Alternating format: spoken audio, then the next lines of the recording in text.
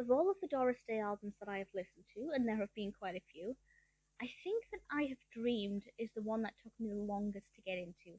I've listened to it maybe 20 times now, all of the way through, sometimes more engagingly than others, and I've concluded that I enjoy it, but it's not my favourite. There are some songs in it that I don't really care about.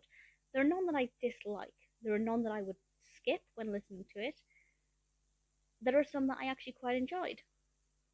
But I do like the fact that there is a very strong running theme. It seems to make sense as an album. And I have to say, the songs that I liked, although they took me a little while to get into, I'm now quite fond of them. So it was worth persevering with. Obviously, being madly in love with Doris Day, I'm never really going to criticize her vocals because I'm in no place to do that. But I did obviously thoroughly enjoy her vocal performances throughout. So this album was released in August 1961, and there are 12 songs on it. Now, ordinarily when I'm reviewing or discussing a Doris Day album, I'd go through each song in turn and give some thoughts. But the ones that I didn't particularly care for, I don't have any detailed thoughts about. And the reason that is because I didn't dislike them. I found them quite bland and not very engaging. And this is after multiple listens. So I think after 15 or 20 times, the songs have had a chance to kind of persuade me to enjoy them.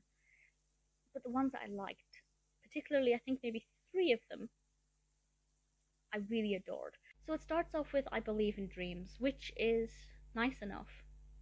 But it's actually track number 2, I'll Buy That Dream, that I thought was beautiful. And this is probably the first or the second track that I actually fell in love with when listening to this. It did take a couple of goes, but I think it's beautiful. And out of all of them, it's probably her strongest vocal performance. I did genuinely like this song.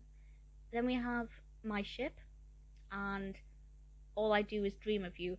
Now, All I Do Is Dream of You, that's a mouthful. All I Do Is Dream of You is a song that I was already aware of because of Debbie Reynolds. And I'm a big fan of Debbie Reynolds' version. So my brain was instantly comparing and contrasting the two.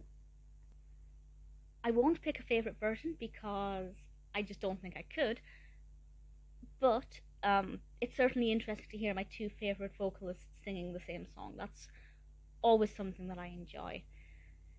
The next track is the one that moves me the most. This is When I Grow Too Old to Dream. It's absolutely beautiful. It's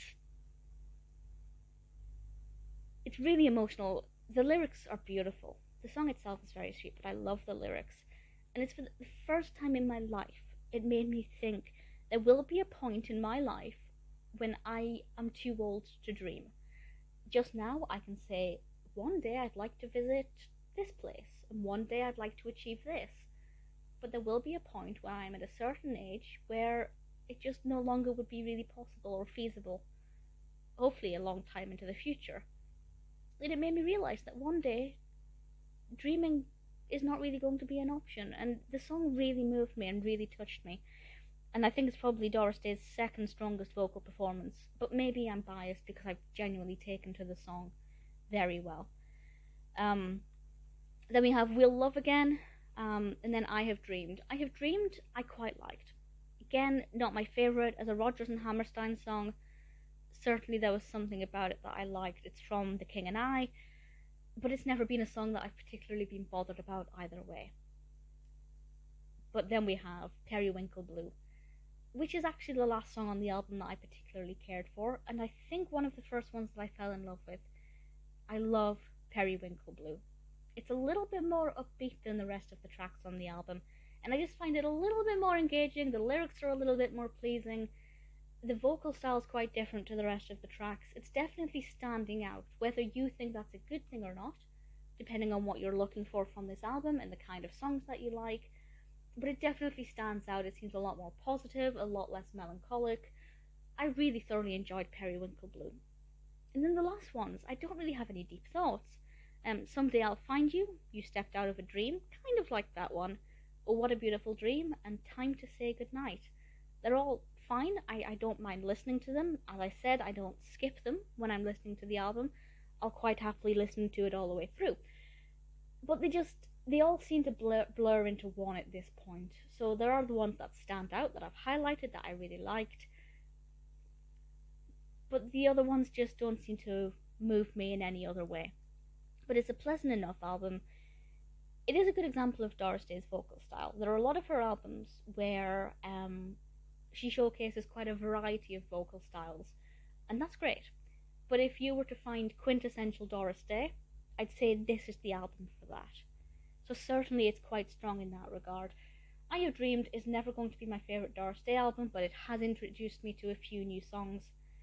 Definitely moved me quite a bit with When I Grow Too Old to Dream.